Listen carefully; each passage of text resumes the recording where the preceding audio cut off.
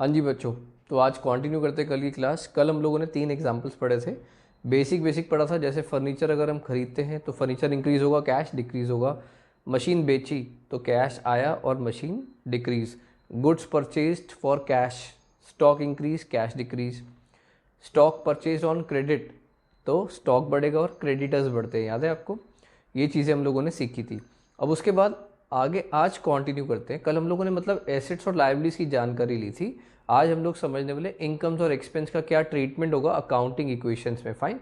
तो आज की जो हेडिंग है दैट इज, आज का जो टॉपिक है that is treatment of expense, incomes, profit and losses. Fine. उसके लिए भी हम अगेन पहले एक एग्जाम्पल करते हैं, फिर हम लोग क्वेश्चन पर आएंगे। ठीक है, एग्जाम्पल को बहुत ध्यान से समझना चाहिए। अगर हम एग्जाम्पल्स अच्छे से क्लियर हो जाते हैं दैट मीन्स क्वेश्चंस फिर आपके लिए बहुत सिंपल हो जाएंगे। ठीक है, तो मेन फोकस, मेन आपको कॉन्सेंट्रेट करना चाहिए एग्जाम्पल समझने पर, जो मैं पहले डिस्कस करता हूँ। ये सबसे इंपॉर्टेंट एलिमेंट होते हैं। फाइन, यही फाउंडेशन होती है आपके क्वेश्चंस की। तो पढ़ना शुरू करते हैं। देखो, सबसे पहले इतनी सी बात याद रखना, जब भी आपको कोई इनकम होगी या प्रॉफिट होगा ना, तो अकाउंटिंग इक्वेशन में ना फॉर्मूला होता है assets is equals to liabilities plus capital. वहाँ पर हमारे पास एक्सपेंस और इनकम का फॉर्मेट नहीं होता। फाइन, देखो जैसे यहाँ पर ध्यान से चेक करो, यहाँ पर इक्वेशन क्या है बच्चों? Assets is equals to liabilities plus capital. हम लोग सिर्फ एसेट्स लिख सकते हैं, लायबिलिटीज लिख सकते हैं और कैपिटल को चेंज कर सकते हैं। फाइन, ये फॉर्मेट है। तो इनकम्स और एक्सपेंस का कॉलम नहीं है हमारे इस फॉर्मेट में, तो हम लोगों को क्या करना होगा? इनकम्स और एक्सपेंस को कैपिटल के साथ डील करना होता है। जब भी आपको कोई याद रखना, जब भी कोई इनकम होगी या प्रॉफिट होगा, उससे हमेशा हमारी कैपिटल इंक्रीज हो जाएगी। मैं समझाता हूँ क्यों। भाई एग्जाम्पल के तौर पर मान के चलो आपने बिजनेस में 10 लाख इन्वेस्ट किए। फाइन, इस साल आपको 1 लाख का प्रॉफिट हो गया। अभी आपने बिजनेस से विड्रॉ नहीं किया वो प्रॉफिट, तो अब आपके बिजनेस में 11 लाख इन्वेस्ट हो गए ना। दैट मीन्स कैपिटल इंक्रीज हो गई ना जब आपको प्रॉफिट हुआ तो। ऑन दी अदर हैंड, जब भी आपको लॉस होते हैं या एक्सपेंस होते हैं तो आपकी कैपिटल कम हो जाती है। आपने 10 लाख इन्वेस्ट किए थे, आपका 4 लाख का एक्सपेंस हो गया इस बार। फाइन, कितने का? 4 लाख का। तो अब आपकी कैपिटल घटकर कितनी हो जाएगी? कम होकर कितनी हो जाएगी? 6 lakh rupees. Fine, that means expense और loss always reduce the capital और इनकम्स और profits always increase the capital.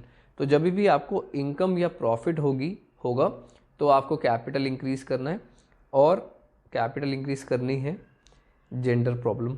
और अगर आपको कोई भी नुकसान होता है, लॉस होता है या एक्सपेंस होता है, तो आपको कैपिटल में से माइनस करना होगा। ठीक है, ये दो बातों का ध्यान रखते हैं। अब सीधा एग्जांपल समझते हैं। आपको एग्जांपल में थोड़ी अंडरस्टैंडिंग बेटर हो जाएगी। सबसे पहले एग्जांपल, रेंट पेड ₹100। अब दिमाग लगाओ, रेंट पेड एक्सपेंस है या इनकम है? एक्सपेंस है सर, क्योंकि रेंट के साथ पेड वर्ड बता रहे हो आप। तो एक्सपेंस क्या होगा? कैपिटल में से माइनस। पहली चीज़ मिल गई आपको। दूसरी चीज़, ये कहीं ना कहीं इफेक्ट और भी करेगा, क्योंकि कभी भी कोई भी ट्रांजेक्शन सिर्फ एक अकाउंट को नहीं इफेक्ट करती, वो कम से कम 2 अकाउंट्स को इफेक्ट करती है। फाइन, जब हम रेंट देंगे तो सोचो हमारा क्या कम हो जाएगा। रेंट हमने किसी को पैसे दिए मतलब, तो हमारा कैश भी तो कम हो जाएगा ना। तो दैट मीन्स जब भी हम लोग रेंट पे करेंगे या कोई भी एक्सपेंस करेंगे, जैसे सैलरी पे करना, कमीशन पे करना, इंटरेस्ट पे करना, एनी एक्सपेंस, तो हमारा कैश भी कम होगा और हमारी कैपिटल भी कम हो जाएगी। Got it? तो इस केस में रेंट पेड में कैश भी कम कर लेंगे और कैपिटल भी कम कर लेंगे। ठीक है, अभी मैं समझा देता हूँ, उसके बाद आप ये वीडियो को दोबारा प्ले कर साथ साथ लिख लेना। इसके बाद सैलरी पेड। सर सैलरी भी तो एक्सपेंस है। एक्सपेंस अभी आपने बताया कैपिटल में से माइनस हो जाएंगे, और जब सैलरी देंगे सर तो कैश भी कम होगा। वेरी गुड बेटा, तो कैश भी कम और कैपिटल भी कम। क्लियर है? क्योंकि दोनों एक्सपेंस है। तो रेंट पेड और सैलरी पेड, मतलब अब यहाँ पर कोई भी एक्सपेंस होगा तो treatment would be same, cash reduce और कैपिटल रिड्यूस। फाइन। इसके बाद कमीशन रिसीव्ड। सोचो, कमीशन मिली है सर, अगर मिली है तो इनकम है। वेरी गुड, इनकम हमेशा कैपिटल को इंक्रीज करती है, और क्योंकि पैसा आया है तो कैश भी क्या हो जाएगा? इंक्रीज हो जाएगा। तो जब भी आपको कोई पैसे मिलेंगे इनकम के तौर पर, तो कैश भी इंक्रीज कर देना और कैपिटल भी इंक्रीज कर देना। फाइन। इसके बाद तो कमीशन रिसीव्ड में कैश भी इंक्रीज हो जाएगा और कैपिटल भी इंक्रीज हो जाएगी। इसके बाद रेंट रिसीव्ड, रेंट मिला, अगेन सेम आंसर। रेंट मिला तो इनकम हुई, कैपिटल को इंक्रीज करेंगे, और क्योंकि मिला है तो पैसे भी आए होंगे तो कैश भी इंक्रीज हो जाएगा। फाइन, तो इसमें भी कैश प्लस कर देंगे और कैपिटल में इंक्रीज कर देंगे। फाइन। इसके बाद एक नया पॉइंट है आज आपके लिए, ध्यान से देखना ज़रा, बहुत बढ़िया पॉइंट है।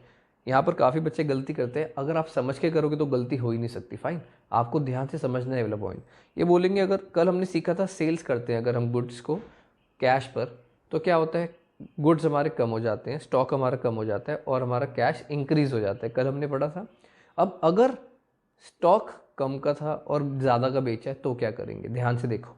इस पॉइंट में लिखा है गुड्स कॉस्टिंग ₹100, गुड्स कितने के थे, 100 के थे, सोल्ड हमने सेल किए, तो हमारा स्टॉक क्या हो गया होगा, रिड्यूस, कितने से, 100 से, क्योंकि वो स्टॉक हमारे लिए कितने का था, 100 रुपीज़ का था। फाइन, ₹120 फॉर कैश, हमने वो 100 वाली चीज़ कितने में सेल कर दी बच्चों, 120 में, तो हमारे पास कैश कितना आया होगा, 120, तो कैश कितना इंक्रीज हुआ, 120। इस बार डिफरेंस हो गया, देखो, है ना।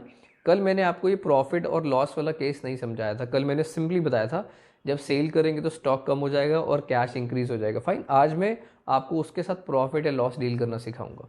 इसका मतलब अगर कैश पर हमने सेल्स करी है, स्टॉक था 100 का और हमने 120 का बेच दिया, तो स्टॉक कितने से रिड्यूस हुआ, 100 से, हमने बेचा है 120 में, तो कैश कितना मिला होगा, 120, हमें कितने का प्रॉफिट हुआ, 20 का। और आप सबको पता है जब भी प्रॉफिट या इनकम होती है तो हम उसको कहाँ पर लिखते हैं, कैपिटल में प्लस करते हैं। फाइन, तो इसका ट्रीटमेंट ध्यान से देखो, स्टॉक को रिड्यूस कर देंगे 100 रुपीज़ से, कैश कितना आएगा, 120, और difference is 20 rupees, that is profit, तो it will increase the capital, तो कैपिटल में इंक्रीज कर देंगे 20 रुपीज़। फाइन, परफेक्ट हो जाओगे, डरने की जरूरत नहीं। ये भी फर्स्ट पॉइंट था। अब सेकंड पॉइंट इसका डिस्कस करते हैं, वाइसी वर्सा। वाइसी वर्सा का मतलब उल्टा, अगर ऐसा होता कि गुड्स होते 120 वाले और हम इसको 100 का सेल करते तो क्या होता, तो सर हमारे गुड्स 120 के कम होते तो हम स्टॉक में से माइनस करते 120, एग्जैक्टली करेक्ट आंसर, क्योंकि स्टॉक हमारे लिए कितने का इस बार, 120 का है, तो 120 का स्टॉक माइनस करेंगे। अच्छा, वो मैंने बेचा 100 रुपीज़ में, तो मेरे पास कैश कितना आया होगा, 100 रुपीज़ आया होगा, तो मैं कैश को कितना इंक्रीज करूँगा, 100 रुपीज़ से। अब मुझे बताओ डिफरेंस 20 का प्रॉफिट है या लॉस है। अगर आप कोई 120 वाली चीज़ 100 में बेचते हो तो दैट मीन्स लॉस है, तो लॉस हमेशा कैपिटल को क्या कर लेता है, रिड्यूस कर देता है। फाइन, तो 20 कैपिटल में से माइनस कर देंगे, सिंपल। अब आप क्या करो, एक बार ये वीडियो को दोबारा से प्ले करके साथ साथ अब आप लोग नोट डाउन कर लो, ठीक है। बस उसके बाद फिर नेक्स्ट वीडियो से मैं आपके साथ इलस्ट्रेशंस डिस्कस करना स्टार्ट करता हूँ।